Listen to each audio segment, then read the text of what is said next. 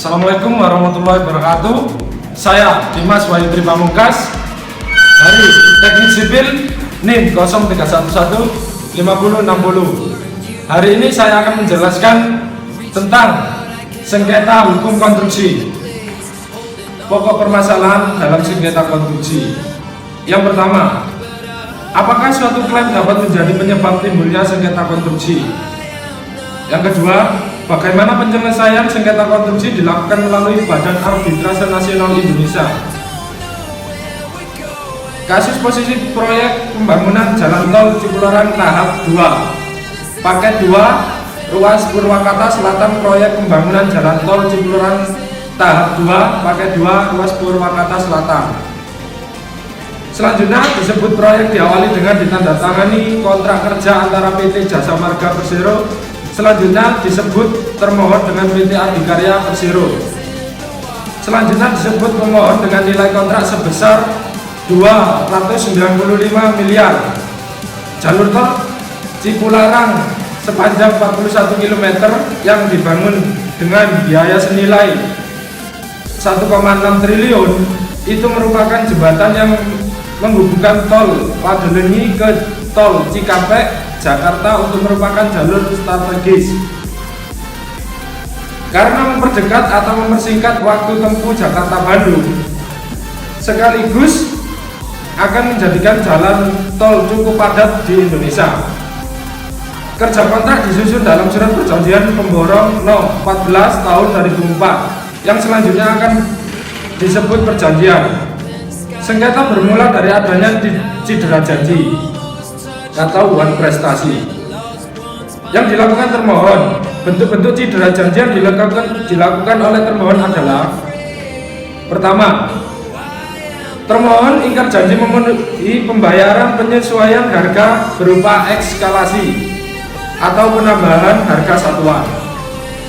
Pada perjanjian kedua belah pihak, masa ekskalasi ini dimungkinkan apabila jangka waktu pelaksanaan terlampaui yang tidak diakibatkan oleh keterlambatan atau kelalaian atau kesalahan pemohon, dan penyesuaian atas harga satuan dimaksud hanya berlaku pada sisa pekerjaan yang belum diselesaikan pemohon.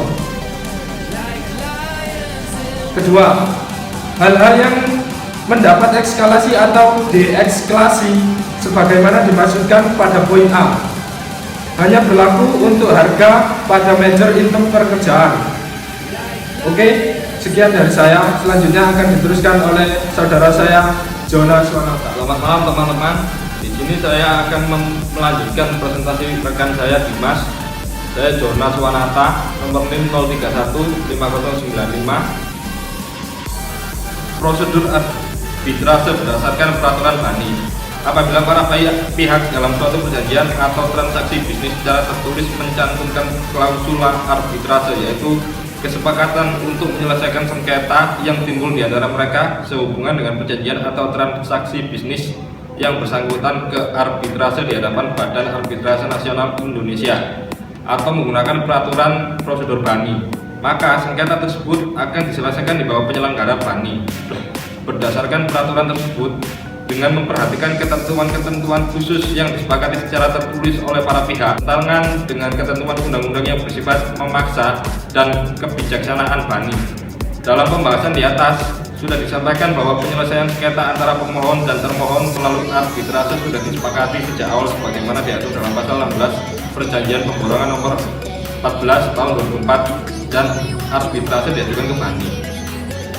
Kemudian, menurut prosedur arbitrase yang diatur dalam prosedur arbitrase BANI pada pasal 2 dijelaskan bahwa peraturan prosedur ini berlaku terhadap arbitrase yang diselenggarakan oleh BANI. Dengan menunjukkan BANI dan atau memilih peraturan prosedur BANI untuk penyelesaian sengketa, para pihak dalam perjanjian atau sengketa tersebut dianggap sepakat untuk meniadakan proses pemeriksaan perkara melalui pengadilan negeri sehubungan dengan perjanjian atau sengketa tersebut, dan akan melaksanakan setiap putusan yang diambil oleh majelis arbitrase berdasarkan peraturan prosedur BANI. Sekian dari presentasi saya. Selanjutnya akan dilanjutkan oleh rekan saya Rudi. Saya Rudi Dimas Guno, NIM 0311 5050. Saya akan melanjutkan presentasi dari teman saya Jonas Wanata. Ya, kesimpulannya yaitu klaim dalam kegiatan konstruksi di Indonesia masih sering disalahartikan sebagai tuntutan atau gugatan. Padahal klaim menurut arti yang bersumber dari bahasa aslinya klaim adalah permintaan, sehingga seringkali klaim dihindari baik oleh pengguna jasa maupun penyedia jasa.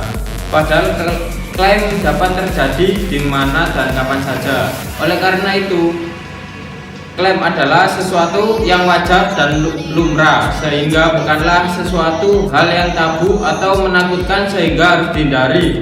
Dalam kasus ini, klaim timbul karena adanya permintaan penyesuaian harga satuan atau eskalasi karena adanya perubahan harga BBM dan UMR. Selain itu, juga ada permintaan penambahan waktu yang diminta oleh pengguna jasa. Dalam hal ini adalah PT Adikarya atau Persero, karena adanya perubahan-perubahan di luar tanggungan pengguna jasa, seperti perintah penambahan pekerjaan yang dilakukan pengguna jasa PT Jasa Marga Persero, seperti yang tercantum dalam Undang-Undang Nomor 2 Tahun 2007, yang tercantum bahwa penyelenggara jasa konstruksi harus menjamin ketertiban dan kepastian hukum.